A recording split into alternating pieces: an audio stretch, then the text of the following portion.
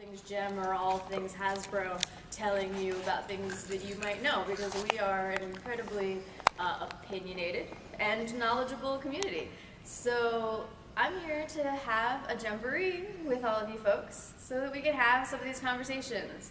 And there is so much that we could talk about. So do we want to have like just an idea of how do we want to focus? Who wants to talk about the Hasbro dolls? Hasbro dolls? Oh, not a lot of interest. Who wants to talk about any dolls?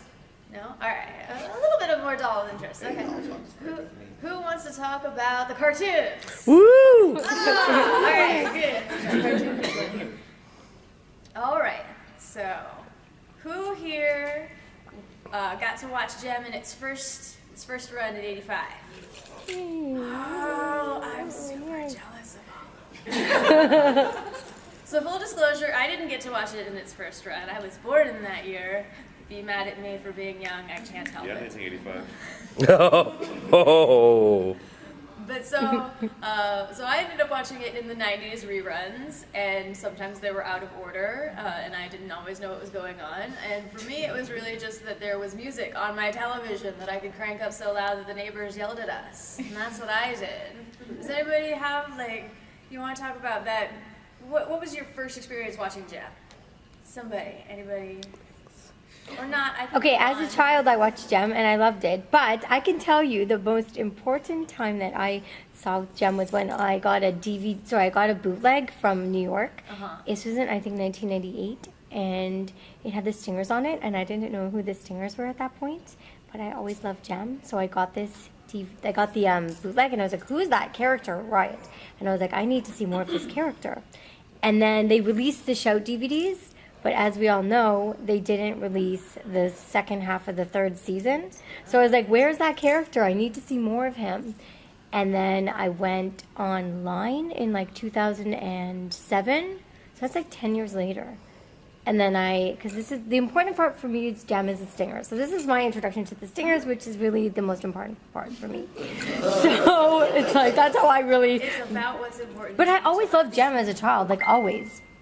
Like even in like high school, I'd have all my friends bring me their old tapes. So anyways, 2007, I went online and I got the bootleg DVDs with the entire season. And then that's when I discovered the Stingers. And then I was like, yay, the Stingers. I love Jem so much. And then I was like full on Jem, obsessed. And see, and that is awesome, because I'm sure every single one of us has had that moment where you tried to record or tried to find an episode, because there's not, you don't always get your actual release. Hasbro wasn't handing out being like, oh, you love this thing, here's your pretty little package of everything you could ever want. No, Hasbro won't do that for us. I can tell you that my mother, who wanders around, she likes coming to JemCon, but we had a VCR. Had the recording, had the timed recordings, and it would record Jem every day, because it was just before I got home. So I would get home, the recording would have been over, and I would rewind the recording and I would watch it. And we now have a series of tapes, because I watched them so much that my mom has labeled them in her really pretty electrical architectural plan writing with like Kimber's Rebellion and the Bands Break Up. So I had a little library of my own little house-made bootlegs, so we're all familiar with having to look for it, and finding your favorite character, I think, or someone that speaks to you, or a story that speaks to you, I think is a commonality between most of the Jem folks I have met. Any other moments or characters? I see Raven / Pizzazz. Would you like me to call you Pizzazz, or would you like me to call you Raven? I can do either. Either one is fine. Okay. Right now I'm Pizzazz, I guess. Hi, Pizzazz. Hi. You want to tell us your experience with Jem? Yes, the one that I didn't go to jail for. When I was little, I used to watch Jem on the regular TV shows, and then it moved to Saturday mornings, which is like the death of all cartoon characters when that happens. But when it was coming on during the week, I would watch it because it came on right as I was coming home from school. And it was so fantastic. I've always had a very creative side, and writing is one of my more prolific expressions. So Jem was actually the character that I did my first fanfic about. And I actually wrote the story out on notebook paper and illustrated it in my own little, crazy kid drawing. And if you've never seen a 5-tier bunk bed, there's one of those in my book. And one of the other things I wanted to do was interview Jem.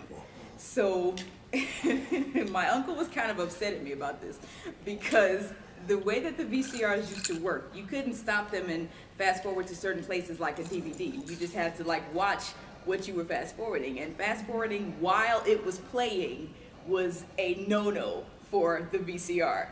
But I'm doing this because I'm looking for specific scenes and specific things that Jem is saying. So I'll ask my own question, recording it on a cassette tape, and then play the VCR part of her answer. And I did that for 5 or 6 questions. And when I played it all back to listen to the whole thing, I was expecting the world, right? And it didn't happen. Because if you've noticed, the background of every episode of Jem has music on it, and my questions didn't. So the silence in my question would Oh start my goodness, with I the feel like I music. have a fix for you right now. We could leave here this moment and fix this. Oh my gosh. I think all you have to do is take the cassette tapes from the dolls, and they have the instrumental Play side. it in the back. Play that in the background. I Is what you love had. that. That's awesome. No, keep going. But she was one of the first characters that I just fell into, if you will. The writing, the creativity, trying to manifest it in different ways, it was just everything for me. And when I learned that the DVDs were actually coming out, I almost didn't care how much they would cost. I had determined to get them, and that was just it. And my love for Jem has been skyrocketing, ever since then. And then I find out about here. Oh, this is so great for me, you guys. Really, it is. Aww. You too. Yay, Jim JemCon love. interview dream come true. I think we have the technology, and we can get Raven doing her best questions to have a new JemCon Jem interview hosted by Raven. That'd be awesome. But yeah, so man, I like that story. How many other people do you remember? Do you remember an episode? Who when you look back at your first run of watching Jem, you're like, oh, that was my episode. That was the episode it was on. I wanted it. I'm trying to think what Or a episode song. that is. Maybe the band breaks up. It's like you have these snapshots of very early memories of your childhood. And I was watching on USA, so I don't know what year that would have been. Cartoon Express. Yeah, and my memory is so vivid. It's the part in the song Misfits in Hawaii where the Misfits are clinging to the tree in the typhoon. And to me that was so funny, and I couldn't wait when it was coming back to, when did I watch it? It was coming back, what channel was that called? The Hub. The Hub. When the Hub brought it back, I was like, this was actually more of my moment of watching it, like you're talking about trying to see it out of order in rerun fashion. That's sort of how I watched it. And when it came to the Hub and I'm watching it in order, I saw that moment. I'm like, that's the, my memory. It was like watching my childhood memory, on the screen. It's very cool. That is awesome. Yeah, there's definitely scenes I think that stand out for many people. Here's one I think everyone has some reaction to. It may be different, but I think everyone has some reaction to. A Father Should Be. There's the ending shot of Jem sort of waving at you. And if you're a child, some of us were watching it, I'll say for me, it was just why is she waving to me? There's action going on. I'm not part of it. Is she saying goodbye to me? Why? She's not going anywhere. I'm not going anywhere. Why? Anybody else have that moment confusion in that last episode? Or did anybody actually feel closure? Did anybody feel closure in the last episode? I never saw that episode. No closure. I never had closure because I was watching Jem in the 80s, and then it was on Sunday in the morning, I believe, at 9 in the morning on Sunday. And then it just stopped. There was no warning. I went then one morning I woke up at 9 to watch Jem, and it just wasn't on, and I was so confused. I'm like, where did it go? And I'm 7 or 8 years old, so it's not like I could researched, there was no internet at that time, and I just was like, where'd it go? And it just, the Stingers I never saw the Stingers in the 80s, so it was just, I don't know, somewhere in the middle of maybe season 2, maybe season 3, the beginning. Because I knew about Jeddah and Rhea. And in the last episode, I don't know why they waited until the last episode to do this, but raise your hand if you knew Rio could sing. In that song, this is, when they were saying goodbye to Bonnie, this is farewell, but not forever. There's a line in there that Rio sings. I think it's supposed to be right, though. Yeah, that's what I'm and saying. They probably animated it wrong because they're idiots. How dare they? But yeah, I was told later that when Jem was waving her final goodbye, it was to the fans, because the people who aired the episode knew that would be the last one. I didn't get that when I first saw it. I just felt like that's the end of the episode, kind of like the commercial bumpers, and then they're doing whatever they do in the commercial bumpers. They used to walk across the bridge, and then the reflection of Jem and Rio, and then later it was Jem and Riot and Rio. It was just a little thing that was in addition to the rest of the story. So that's kind of what I felt like her waving goodbye was. I didn't, it didn't sit with me that was her goodbye. I just totally remember being confused because I knew it was different, but it wasn't different enough. It wasn't like, hey, this is us, we're going off the air. Like, right. Although exactly. I'm kind of glad she didn't say that to all of us. That part would have made me cry, and Mom would have had to figure out what was going on. It would have been a whole thing. Well, I mean, especially because it aired in reruns, so much. So you would just see the episodes continuously, right? So even if it did end, you wouldn't know, because the next episode would air the next day. And the Father Should Be didn't really, because it was a standalone episode. Because we all know there's multi-part episodes and there's sort of story arc episodes, and then there's your one-offs, some of which are better than others. But that one felt like just a one-off. So of course there's going to be something after it. It's not part of an arc or anything. Except for Bonnie apparently being annoying. Okay, so I'll share this. I loved Bonnie. I never cared about Bonnie. I didn't think it was. No, okay. So maybe Raven's on the same wavelength as me, and feel free to join me. But when I grew up and I started talking to other people, and I'm like, oh, you watch Gem too? You too? What did you? And across the board, to a person, people were like, Bonnie was so annoying. I never thought Bonnie was so annoying. I just thought I never cared about any Starlight Girl. It's okay to have Girl. that thought, because now looking back as an adult, I'm like, yeah, there were a lot of things that probably could have been made a lot easier if Bonnie had just cooled down. Terry was way more annoying than Bonnie. Oh, yeah. Terry is way more annoying. Bonnie's young. She's one of the youngest ones. I think she's super innocent, and Ashley was such a bitch. Well, Bonnie, with almost Kimber, it seemed like everything happened to Bonnie and everything happened to Kimber. I think that's what a lot of people hit on. It's just that there were all of these Starlight Girls, and yet all of the weird, angsty storylines kept happening to Bonnie. Yeah, Alex? It's just the one sentence here. My friend Doris, who came to St. Louis, you may have remembered her, she and I, when we were watching, we would watch the episodes at the same time on the Hub and discuss them. And we would always have a term for when this would happen, and it was called Bonnie in Peril.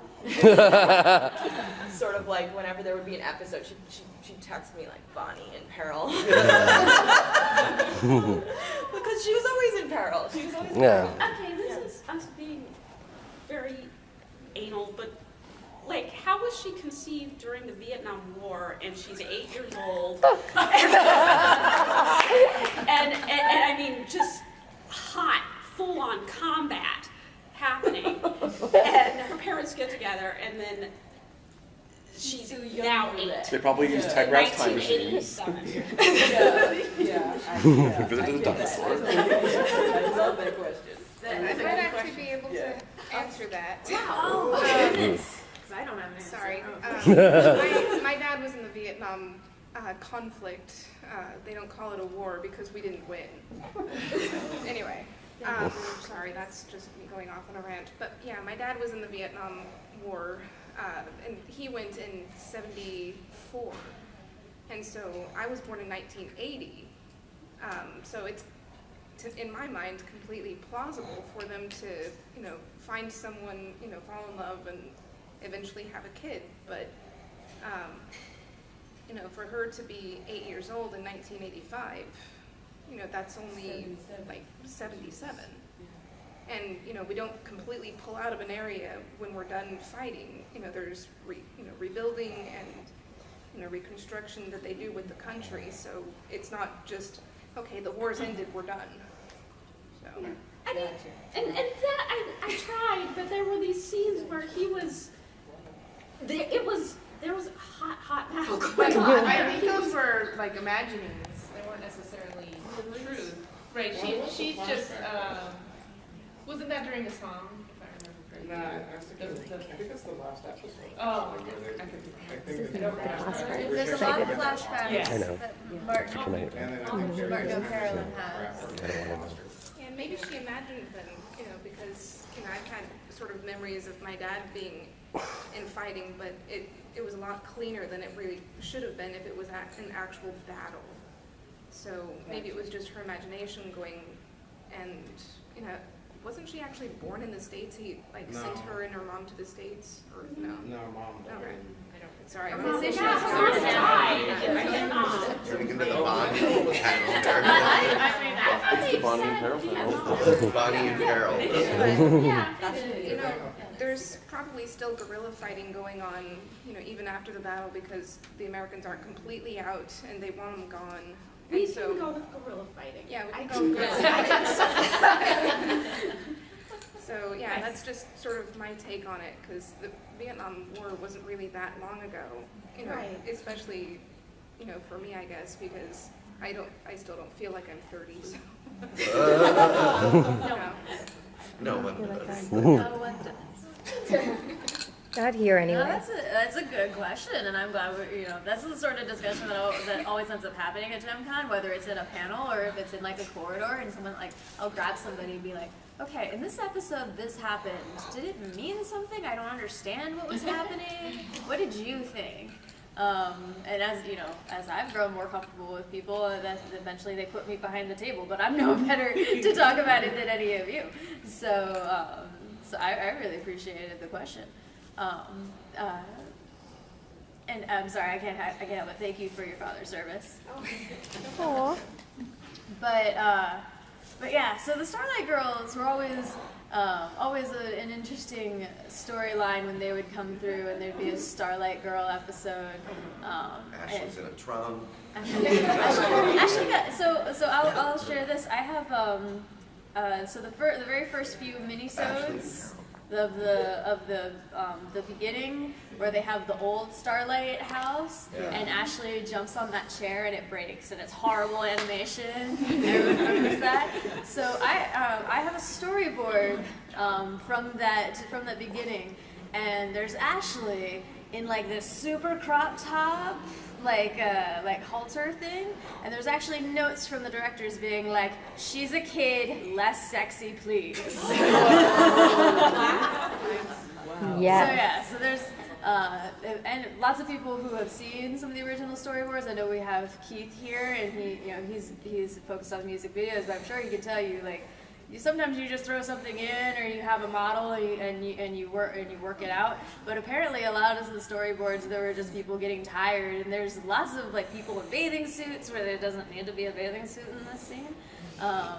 So it's interesting to me. They wanted the Starlight Girls to be to sort of be mature enough to get into trouble, but young enough that you were like, oh no, get them out of trouble. Exactly. So did anybody identify with any of the Starlight Girls? Did anybody just like, oh my God, Jem, adopt me, I wanna, sorry, I'm from a broken home, sad? No, none of us were sad. None of us were sad children. I didn't have a dad, and I never even identified with Bonnie, and I never had a dad, so I don't even know what that's about. Like, it was like, I should have, like watching it now, I'm like, it makes me sad. It makes me sad now as an adult, but when I was a kid, I wasn't sad. It's weird, right? It's weird. I think I definitely identified with Bonnie a lot, and partially because like I didn't grow up with my dad, but he's not dead, and he kind of likes to point out that he's not dead. When I'm like, well, you were there for like 16 years, but he's not dead, so I'm not allowed to identify with Bonnie anymore, apparently. Wow. But her dad wasn't dead at the end. He wasn't dead. So, at the end. but she thought but he was showed dead. up when she was 8. Dang it! I would have been carried out on someone's shoulders. No. I, to be honest, I almost want to say that I identify the most with Ashley, Yes. but I'm not at all the troublemaker she was. This is, well, you won't believe me right now, but the point that I identify with her the most thoroughly on was the song that she did for Jim Jam, I Can See Me a Star. It's this little girl who sees so much for her future. And it was, I connected with that. It's just like, it anchored me and just sucked me all the way in. So yeah, that's the point where I identify with Ashley the most thoroughly of all the Starlight Girls. And I'll tell you, to just take right from that, the music videos, I mean, I could have almost, like, ignored, like, when you were talking about fast forwarding, I could have fast forwarded through the whole freaking episode and just watched the music videos for most of my childhood. Because that was really the main thing that got me watching. And I will say my favorite music video is Designing Woman. I think it is epic. In the shoe store. And like many things in my life, I'm very confused why we don't break out into song normally. And so especially because you have the music videos that were like, this is the fantastical and it's clearly not happening. Or is it? No, it's not happening. Shayna's not riding away on a Pegasus. Right. They're not in like the sea with mermaids. There's no mermaids, unfortunately. There's not in the jungle. So there are ones that are super fantastical, but I always loved the ones that were clearly happening right then. In Stitches, the episode in Stitches, which has Designing Woman, has a lot of those like this is happening right now, and they're singing as they're doing a thing, and They're like singing in the street to get the gondola money. Right. I know. Like somehow they have time to do that. Well, if you're running out of time, sing a 3-minute song. that seems to work.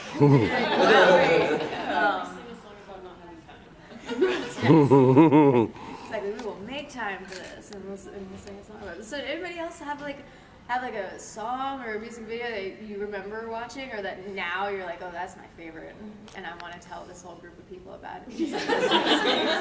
I actually really like that Time Is Running Out scene. Yeah. I like it too. That one, that music video is, it's expressed, not only is it a cool song, but it's expressing level of emotion, so to speak, from like Synergy, right? Synergy is basically being unplugged, and yet using only a fraction of her power, she has still the ability to project, imagery that is thematically appropriate for the scene. I think that she's staying on target. I love that. And it's powerful enough to get, them to break into the White House. Yeah. And if you think about it, you connect that back to, the original plot with the other episode where they were showing, I think what Out of the Past was the title, where they were explaining the creation of Synergy, and then they were, how the father, Emmett was his name, whatever. Yes. Was saying, the Synergy, in the wrong hands would be, a very powerful weapon.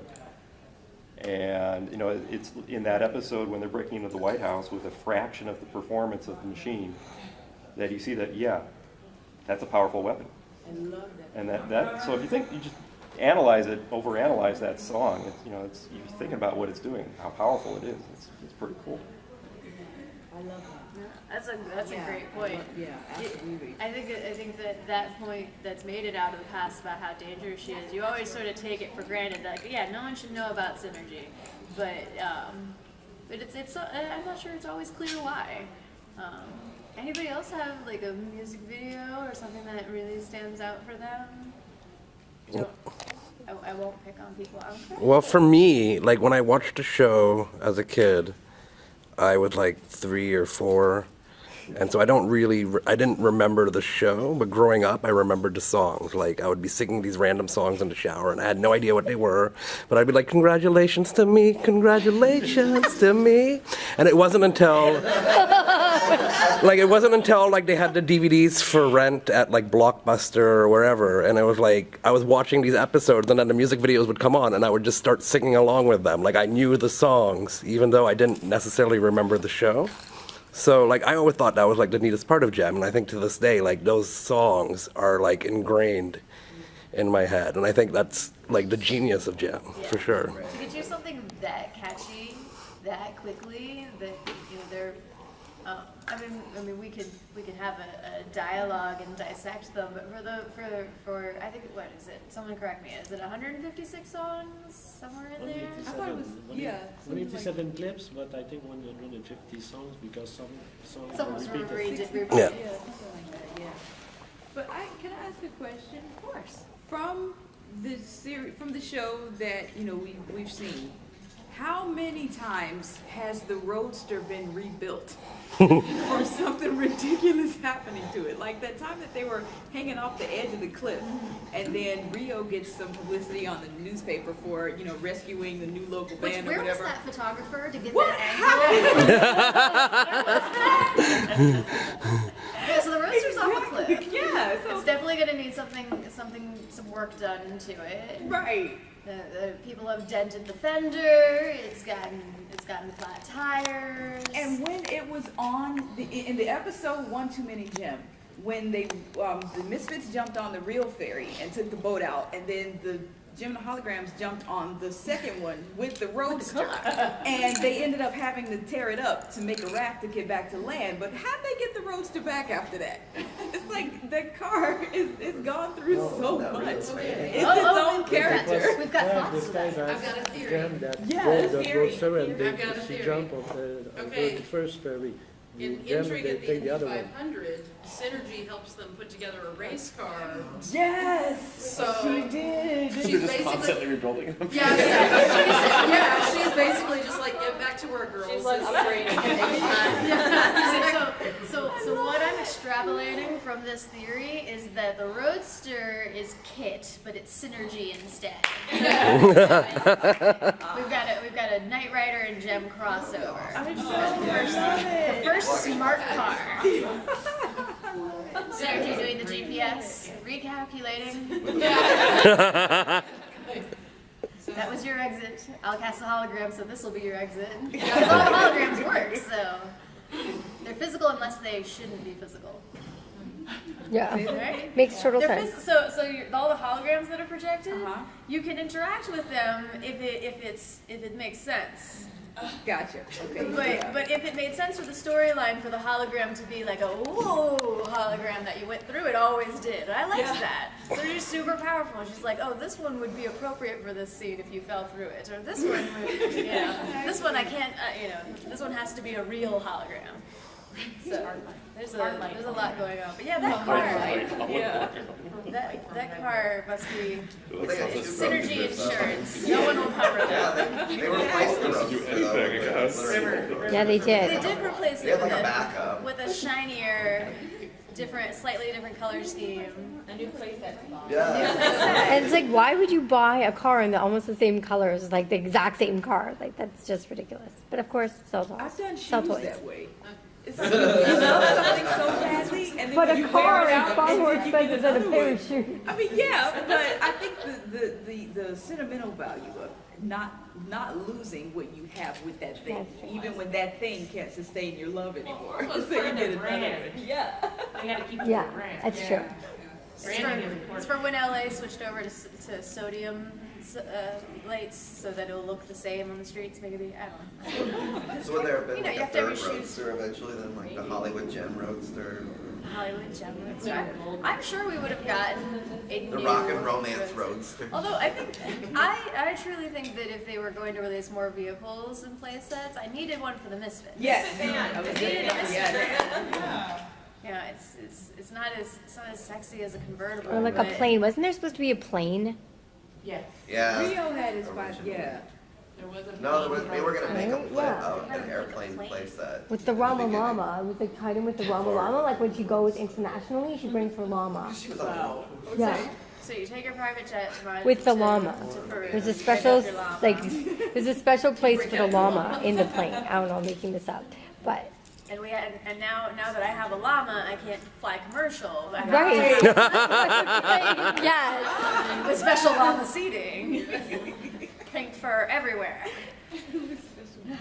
It's like the special feature. Special llama I mean, I can't stand that the show ended, but if they had worked that llama into the show, I think I'd have been like, hold up. Oh my gosh. Wait. Why is there a llama? I'm sure they would have made it make I sense. still want to watch the show, and please sing a song about the llama, because I want to see that music Oh my God, video. someone needs to sing a song about the llama. Kimber had a pet. Can we sing a song about the llama? Yes, The rap about the well, llama. I think Kimber collected a lot of things that were actually sentient beings. Are you talking about Rama Llama? Yeah. Yeah, the llama. Cool. I do. I have one. It's not with me, obviously. Did you get it from the 80s? I got it from eBay. Oh. I wonder if anyone actually has a Rama Llama from the 80s, because I feel like everyone's buying it on the secondhand market. Was there one in the display room? I don't know. No.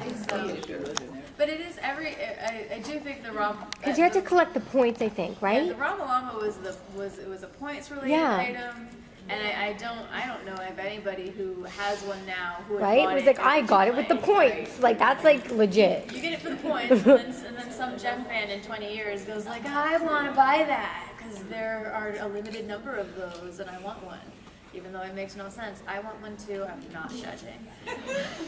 We actually had, was it last year? There's been 2 Rama Llama cosplays, okay? Oh yeah. Well, It's like the great best thing Rama ever. Llama cosplay. Rama Llama cosplay. That's how you win a Rama cosplay contest, guys. You dress like the Rama Llama. Then you will win the cosplay. Just saying. Well, and then you don't have to worry about your storyline because there isn't a storyline. You can make it up. Right. Exactly. I came on a plane. And then you wouldn't even be lying. No, I know. So yeah, so there's a lot of things like that. And so music seems like it was super powerful for everybody. Yeah. I think we talked. Yeah. Music is Magic would have to be my favorite. I think that kind of runs through the whole show because it's all about the Music magic is of magic. music. What is it? That high E that Britta has? Yeah. Yeah, I don't know if anybody's met or Can I heard go? interviews I can't. with Oh. Britta, the singing voice of Gem, but she consistently is like, you want me to hit what note? Sorry. It's like a 2 take. Okay, all right, this is fun. So yeah, I think there's a lot of the songs, and that one probably being the worst, where unless I've had enough drinks, I will not go sing it in karaoke. Because it'll be painful for me and painful for you, and that doesn't need to happen. But we love your karaoke. I love my karaoke too, thank you. But I'm a tad self-indulgent, hence why I'm here and y'all are there. But yeah, no, so that's a great point. It is throughout, and the music. We've got some musical guests here on this JemCon, and we've had Anne Bryant here before, who wrote a lot of the music. And you can always catch it carried throughout. Like Raven was saying, when action is happening, you're hearing the instrumental versions of certain songs in the background. You're like, oh. And it just, I don't know about anyone else, but I feel like it was just more to condition me. Like, when you hear this song, you will think of Gem, and then hopefully you will go to the store and you will buy something that is Gem. And I'm like, it's the 90s, you're not selling it anymore. Well, did anyone notice the similarity between Winning is Everything and the Gremlins theme song? I am not familiar with the Gremlins theme song. I feel like a bad I am Is a it similar? gremlin. Who thinks it's similar? Who knows the Gremlins theme song? Think about it in your head for a minute. Oh my gosh. I don't have it at all. Does it feel like winning is everything? I I don't may have to know. give that one to you. That might be a research project. Figure But out. there is another song that I think was really a similar parallel is that at the bridge of Top of the Charts, it sounds just like a Gloria Estefan song, and I can't think of the name of the song. It's This time I know it's for real? no, it's Is that even a song by her? 1, 2, 3, Oh, that. 4, come That's- on. I think that's the one.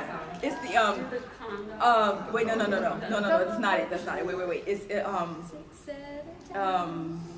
8, 9, 10, 11. I'm just gonna I'm just gonna sing it. Yes, that's what. It sounds, the bridge of the song.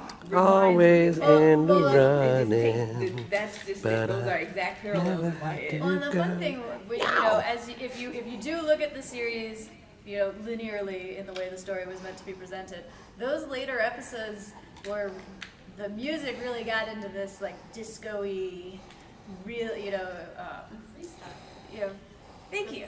Yeah, and so, and there's really, it's when you're sort of comparing, especially I think the Misfit songs, if anyone talks to Ellen, who's the singing voice of Pizzazz, she talks about there's a clear, like if you compare like Congratulations to Top of the Charts, it's almost like the band went through a moment where it's just like, oh, we're out of style, we need to do something new, and that was really, you know, it's actually purposefully kicked off when Stingers Hit Town come through, and they end that series with the music video for Now.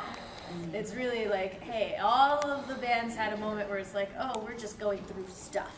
There's stuff going on. But now we're going to be bands again, and we're going to sing some more songs. And so that really, that gave a point where, oh, now these songs can sound a bit different, story-wise, and work in. Yeah, I see a hand. I'm gonna go back here. I was just gonna say that a lot of songs can sound similar when they have similar chord progressions. So those songs that kind of overlap in your mind, where you kind of pick up on it and say, "This reminds me of a Jem song." It probably has a similar chord progression. Like, you know, if it's like C, A, E, you know, and then that other song also has that same chord progression, you're gonna pick up on it on like an auditory level and go, "Hey, this reminds me of that." Definitely. Yeah, that's probably why you're like, Gremlins theme is totally this Jem. It's the same. Yeah.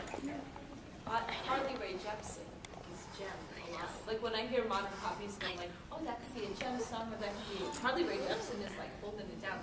I want to ask a kind of, oh yeah. Yeah. Like, I have a question that's maybe angry in a way. It's all right. Now's the time. Why do you guys think Hasbro has just let this property die? Like, what is your take on that? Because everything else has been resurrected, but Jem is like so. I don't know if you have thoughts. Maybe on that, it's too mature. Yeah. Maybe they don't. We want. No, that's not. I don't know. That was no. I don't think that's true. But it's still kid-like. Like Jem's theme is like at its core like romance. Like I felt like with the Jem cartoon, there was like full-on lip-on-lip kissing, which was very unusual for most cartoons in the '80s or even now still. It's Hannah Montana. Yeah, I think right. that they I was so upset about that. I was mad. I was so upset about that. I mean, what they did with Hannah Montana, they took Jem's theme all the way and pitched it to people who were too young to remember the original series. I was, I remember being like, wait, she puts on a wig and now she sings, but no one knows. That's Jem. Yeah, I was That's so a low budget Jem. I'm sorry, Disney. I know, you don't even have a holographic computer. That's way more sexy. Right. It's so much more exciting. So does anybody else have an opinion? Because I'll throw in my opinion. Why? What do you think? I mean, I think a lot of it has to do with the fact that it's a very female-centric cartoon in a way. Like My Little Pony, I guess they're all supposed to be female, but they're also not human, and you can't. There's just no cultural investment and any kind of female empowerment, even whatever your definition of that is. But it's just not. You can't monetize that. Monster High though. Yeah, which is crazy. It's misogyny. So has Because the answer's always misogyny. Spoiler. Like you got to be a female animal to be monetized, but you can't be a female human. Or monster, yeah. I think we have. Come on.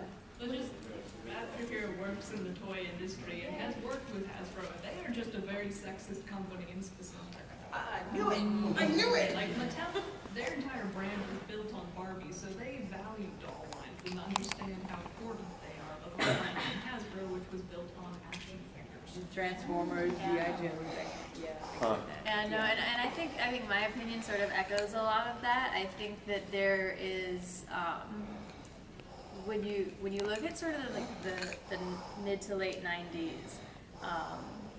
You look at the not only the emergence of like boy bands and girl groups. I mean, not that they've not always existed, but the way it became a formula, and that became that coincided very well with the magical girl genre.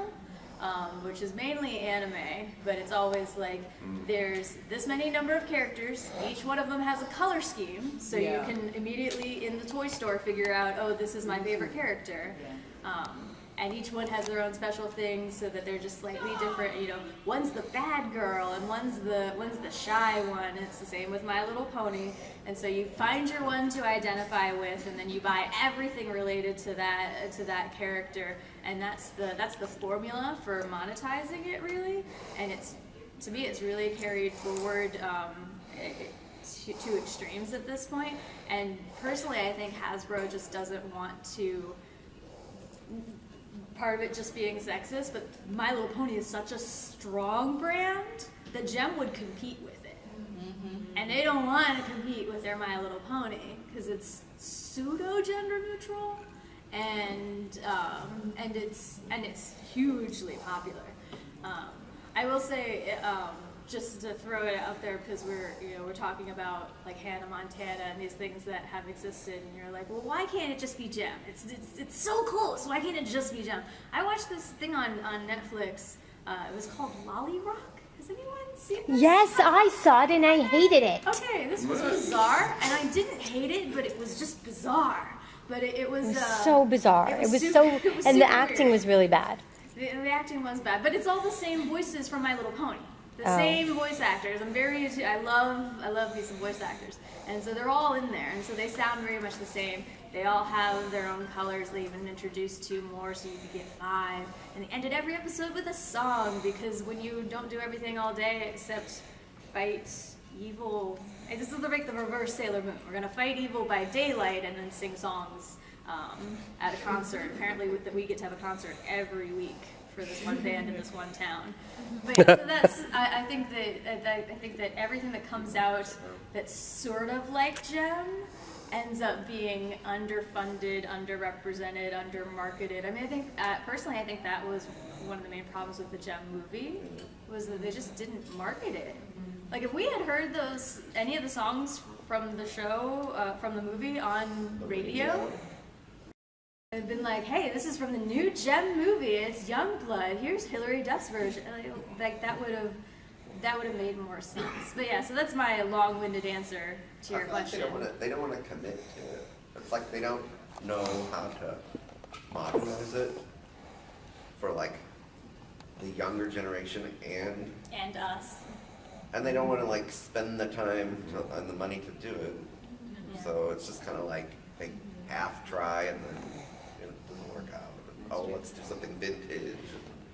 Well, even the content of the cartoon, like anytime I watch it back, and I only saw it for the first time 5 years ago, like there is poverty, there's contract law, there's like all of these very complicated things that why are orphans and teenagers dealing with it when it should be like adults of a particular profession, and you can't, like there's just no equivalent to that in the 90s or in the thousands. Like what cartoon has that much complexity of even if it's absurd and they time travel and whatever, but like there's a lot of actual elements to like the music business that they're always talking about. Captain Planet was pretty complex. Fair enough. Captain Planet, that's a good example because they're talking about the environment and pollution and corporate power. I really feel like all those complexities could be done. I don't know if anybody watches the UK series Black Mirror. Did anybody see the San Junipero US version? I haven't seen enough of them, but anyway, that whole episode's focused in the 80s. I don't want to spoil it if anybody wants to go watch it because it's a great episode. It's very LGBT friendly. Anyway, it recently won an Emmy. It's set in the 80s. Like I said, I don't want to spoil it too much, but I think it's a good example of how media can handle that era and handle complicated subject matter, because the rest of the series is very weird, very wild. But it can handle very complicated subject matter, like holograms, alternate realities, things like that, but handle it in a great way. Like I said, it just recently won an Emmy, and it was set in the 80s, and the characters are very much of that time period and very much of that. Would the revival of Jem just be like in 1989, or would it be now? Because there's something about like the way that they imagined future technology just doesn't apply in 2017 because the tech is here. That's like they don't know how to modernize it. Yeah. Like everything that was so cool back then, it made it like kind of science fiction. Yeah. Now it's just kind of like, But they you wouldn't could- have a they could giant do it. computer. But you have synergy and Like, it would be- You had Synergy R2D2 and synergy, you know? This wouldn't be as big. I think it's almost like a hollow projector, like from Star Trek. Yeah. I mean, but I mean, it's they still can handle above our it. technology. I mean, I think. Yeah. I just feel like the writers aren't creative enough Yeah. to go from there and say, okay, they've got these alternate realities, they've got, you But know. then even with the movie, it's like when they made changes, then That's people were like, budget. oh, Yeah. they didn't have a hologram, or they didn't have this. Yeah. I mean, they That had was a to, budget unless it thing. was going to be in the That's 80s. just- Yeah. Christine, did you want to throw it? I thought I saw you. It's getting brighter. Like, I Woo! was like, oh god, something's kicking in. My pills. Just to chime in, I mean, just my thoughts quickly on modernizing German, the last movie. I guess we all know about that infamous trailer, but there was elements of the movie that could have been used as really cool teasers. I'm not a marketing expert, but even that post, Mm-hmm. who is she? Or like even teasing like then, now, and like using that poster and like little snippets of the music.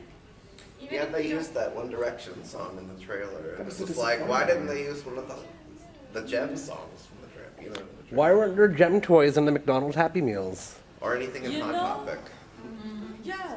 Like if you're marketing stuff to somebody that's 12 or whatever, don't you want to put it in Hot Topic? Like they put Yeah. in that shop bop Don't that you? nobody can afford. Yeah. And And then it was like, here's a dirty T-shirt for like $200. It's similar to even the integrity, like the comeback of Gem has been for adults, has not been trying to get younger fans. Yeah. I mean, Honda was marketing cars with a Gem, you know, and Right. some of the stuff, they're trying to play to people who have money now, nostalgic feelings. So like, if you are like an 11-year-old Gem fan, is your family going to be able to afford the Integrity doll line? No. Like, there's not a play line.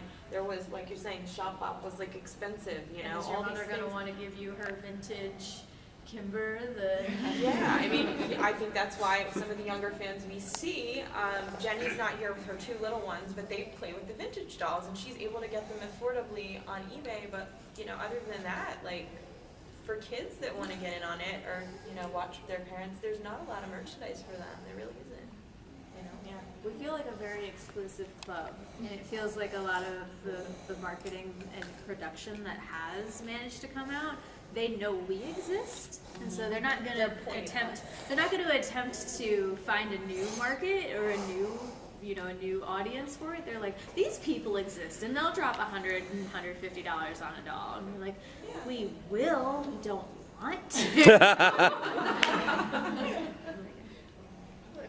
Or a comic. We do have the comics. Ooh. Comics is the first affordable, I think, thing that came back. And the makeup. I love the makeup. The makeup is one of my favorite things that has come I back. only got But the that- little compact, and I feel like it's cheap. Sorry. The eyeshadow palette is hot. I believe you.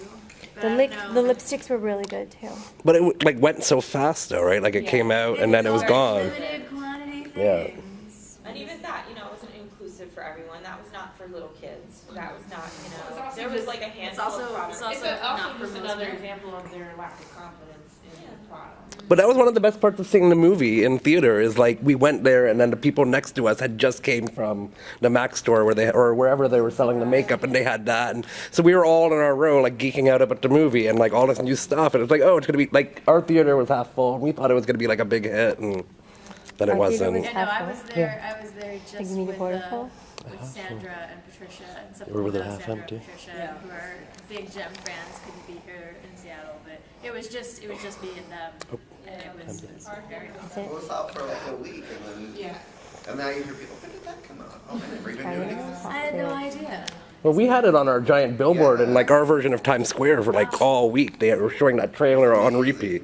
That was amazing. Like we would just stand there and look across the street and watch the trailer over and over and over again. To see like Gem on this giant On the giant screen in the middle of, like you said, like Times Square, basically. We have 1 minute left. I have 1 minute left. All right. Oh, yeah. There's a hand. There's a hand. I will have a conversation in the last. No, I'll let you go.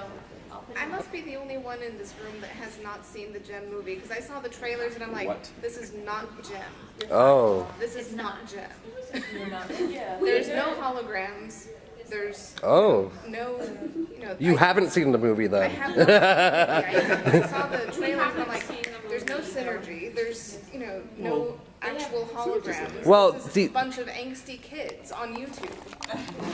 You should see them. You should watch the movie. I haven't seen the movie, and we're going to, but we had the same reaction.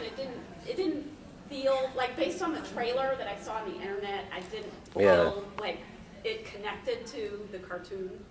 That It didn't feel like the cartoon, and I also personally kind of don't like the comics because it doesn't feel like the Gem cartoons. And they made Kimber, who was completely boy crazy and had a lot of boyfriends. They completely changed her character. It's like, yeah, no, this is fan fiction. That's somehow gotten published. It just didn't feel right. I feel like though if It's not as bad as there are so many worse movies out there.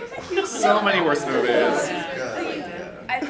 It's always scary when you're rating how good something is by how better it is than horrible things.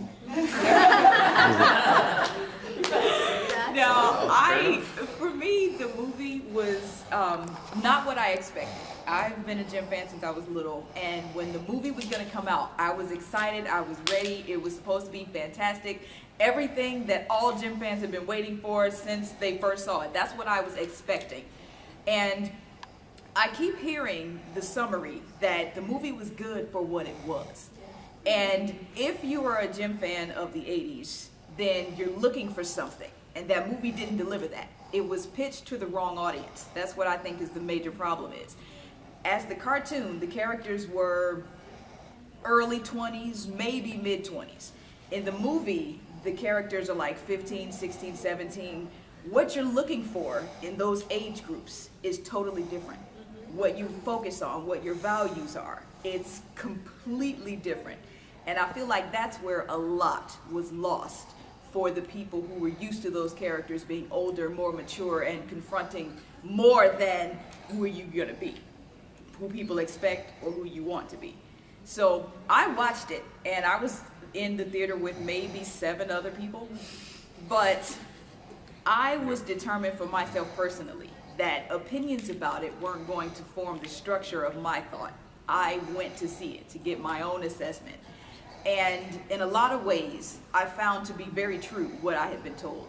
But I also saw where I felt like the strongest lack was. That's a very strong. Okay, so we'll throw in your bit and then we'll wrap up. And I appreciate everyone coming here. But so, what you got first? And for anybody that hasn't watched this, I think you need to come in with an open mind. It is not going to be the Gem of the 1980s. It is upgraded as best as can be. Done with a lot of love, With $500. with a very limited budget. But definitely you will find a nostalgia and a really good story there. The There's a real lot of failure Ariana Grande's in the cutscenes. really was lack of resources into the marketing. yeah. But it was pretty good for what it was. I agree. Like with any reboot, I feel like you should go in and sort of separate it from whatever it's rebooting from, or the nostalgia, and try to just judge it on the project that it is. And in that sense, I thought it was a cute movie. I was entertained. It wasn't Gem as I know her, but it was still, it was fun to watch. Yeah, it was fun to watch. Right. Lisa stud thrust. I'm so ridiculous. All right, so this conversation is absolutely encouraged. Have it with your neighbors and your friends, people you haven't met, people you haven't.